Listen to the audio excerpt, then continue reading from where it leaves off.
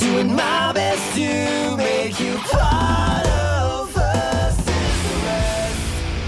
Hey, welcome back to Versus the Rest. So today we're gonna watch a short video from a good politician. I hope so. Maybe he's not opposed to controlled opposition. We never know. Maybe the next Prime Minister of Canada, whatever that means. So it's going to talk about the Chinese Communist Party funded police stations in Canada. Oh yes, I don't know if you heard about it, but it's true. The number of police stations controlled by a foreign dictatorship in Canada is not a detail. It would not be a detail if any government had foreign police stations operating on our soil. Yeah. Second of all Canadians deserve to know the answer. The government claimed that it shut down all these police stations. Now we know they're in operation and that the Prime Minister's government has given taxpayers money to help fund them. Simple question. How many Beijing's police stations are operating on Canadian soil today? How many? I'm sorry. I mean, I'm all for like love and peace and everything, but I mean, that pretty much counts as complete treason. I mean, China is a potential next superpower. If there is a Cold War happening right now, like as we speak, it's with China. It's mostly economic, but like the writing's on the wall.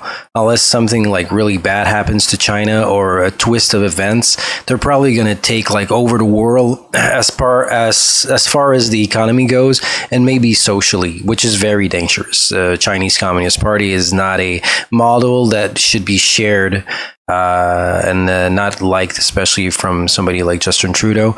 Let's see his response here. I'm sure it's going to be horrible. He's not going to really answer. If ever he does, he's going to say that it's for something good, but I don't think so. I think he's just going to deny it all. He's never going to answer to how many police stations are still running. There should be just zero. It's amazing that some people like in another country or any country could think that having a police station in another country to stop the people from your own country, it's just disgusting. I don't know how somebody can have just the guts to think about something like that. Mr. Speaker, if the Leader of the Opposition continues to have questions like many Canadians do on foreign interference, I would suggest that he actually takes up our security agencies on the offer they have made to him of getting briefed up on all the intelligence related to foreign interference, so he doesn't have to hide behind, and I quote the report on this, a veil of ignorance, and can actually work from the facts. Hear, hear. The Prime Minister. Is he even allowed to see these information? I mean, he's not the Prime Minister after all. I think there's probably, it's like in the United States, there's probably some things that the president has access as information that other people on the government, like the leader of the opposition, does not. So I don't know if it works the same in Canada. The Minister can brief all Canadians right now. Hear, hear. Yeah. Police stations that exist to harass and intimidate Canadian citizens. Well, it's to intimidate still Chinese citizens that are trying to leave their country, their oppressive, disgusting regime by coming to Canada. So yeah, I guess I don't know. I don't think they're Canadian yet, but whatever. The soil. Still, no real country would allow a foreign dictatorship to run police stations on its soil. The Americans are arresting Beijing's agents in their country. Everybody should. One last time, I'll give the Prime Minister the chance to answer the question. No, he's not. How many police stations? How many, and how many is Beijing operating on Canadian soil? You're right, Honourable. Yeah, whatever. I mean, they might as well just stop the video there. He's not going to answer. He's a politician, and they just never answer questions. They just answer questions with another question. It's really going nowhere. That's not how you debate. That's not how you do democracy. Like they keep using fallacies all the time. That's all that like most politicians do. They just bring out fallacies, especially if they are in power. If they are not in power, it's kind of like when politicians are not in power, we don't really see their real colors. They look and act almost just as they should. But once they get to power, not all of them still continue the same act. If they do, they have problems. Like him or hate him, Trump, he's not different when he's in power than when he's not in power. I think that says a lot about somebody.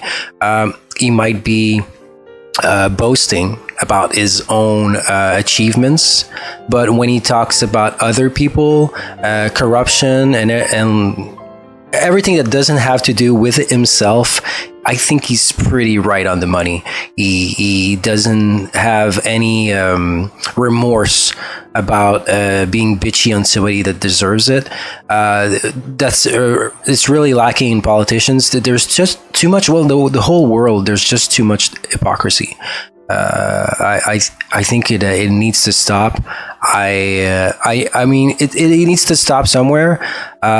Just at my level, I never will teach my children or try to trick them that Santa Claus is somehow real or the Tooth Fairy. I'm never going to talk to them about the Tooth Fairy. They're probably going to learn about it, but I mean, you want money, I'll just give it to you. And for your teeth, I'd rather do that. I won't stop pretending that there's an existence of something when there's not.